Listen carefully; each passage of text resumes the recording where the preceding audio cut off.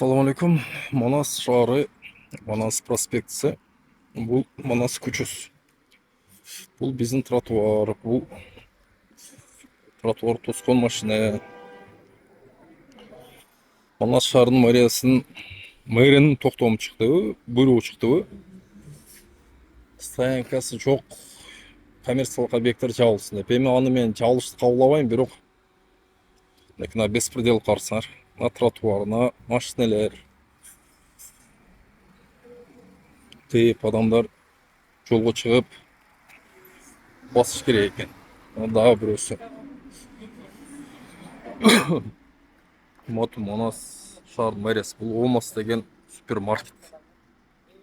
Системдүү түрдө тротуарлар тосот. Ошону жаппасаңар дагы мындай тосмолорду алдырып, тротуарга өтпөй турган кылып койгочу турганчы. Что за бардак?